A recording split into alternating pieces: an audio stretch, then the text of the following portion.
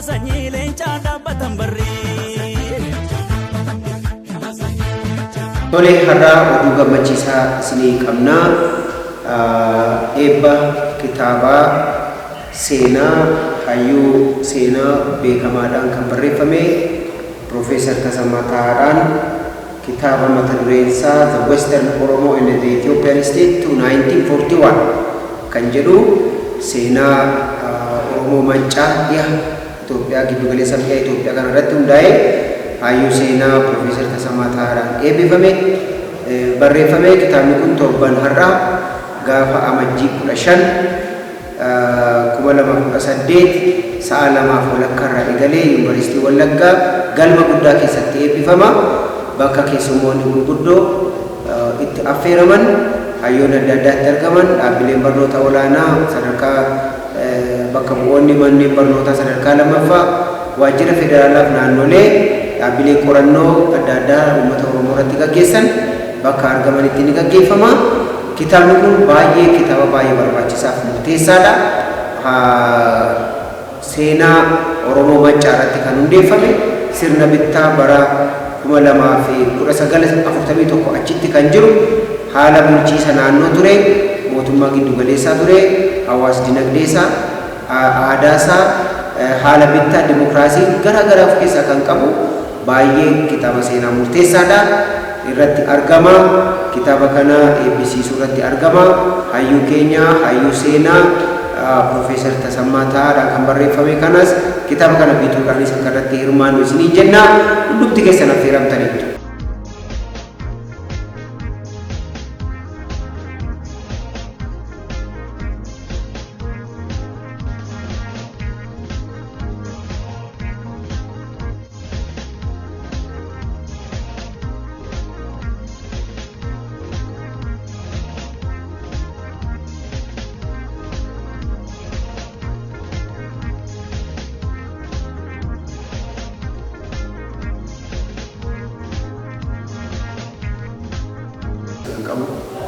Qabiyyeen isaa baay'ee namatti kan toludha.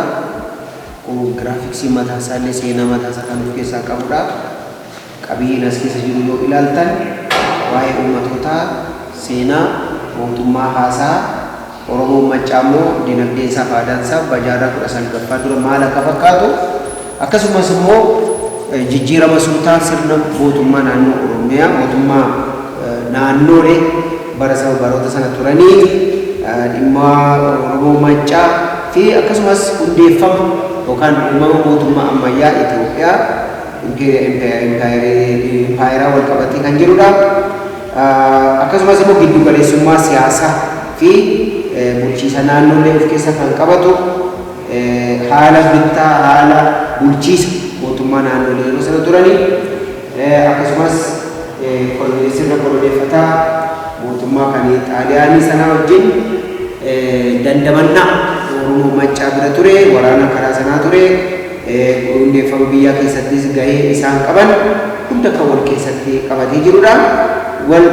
Walitti bu'iinsa kan wal faallessuu mootummaa naannolee bulchiisa naannoo yeroo sana turanii fi mootummaa giddu galeessaa jiru gidduurree qorannoo bal'inaan taa'eera. Kitaabni kun kitaaba akaadaamikii barnootaaf kan oolu qorannoo irratti hundaa'ee kan barreeffame dhaabbilee barnoota olaanaaf wabii kan ta'u kan ittiin barsiifamu manneen barnootaa sadarkaa lammaffaa illee akka barsiisaa giddu galeessa ta'e kan gargaaru dhaabbilee qorannoof illee kan gargaaru dhaabbileen adda addaa kan irratti hirmaatanii bitatanii qabaachuu qabanidha.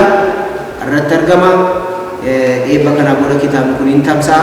Dhaabbileen garaagaraa hin barreessu, hin maxxansu, hin gurguru. Yuunivarsiitii Wallaggaa egaa gaheensaa kitaabilee qorannoo akaadaamii kitaaba adda addaa maxxansuudhaan beekama. Kanaan dura kitaabota hedduu maxxansee gabaaf oolcheera. Biyya beekumsaaf, guddinaaf, misoomaaf hin ta'a kan jedhu ammallee itti fufee hin hojjeta. Mana maxxansaa isaatti kana abbummaadhaan fudhatee kan maxxanse bilisaan kan maxxansedha.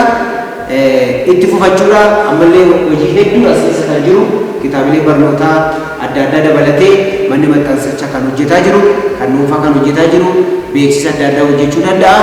Hojii hedduu mana maxxansaa guddaa, maashinarii gurguddaa qabudha. Mana maxxansaa kanatti illee gargaaramaa isiniin jenna. Guddaa galatoomaa.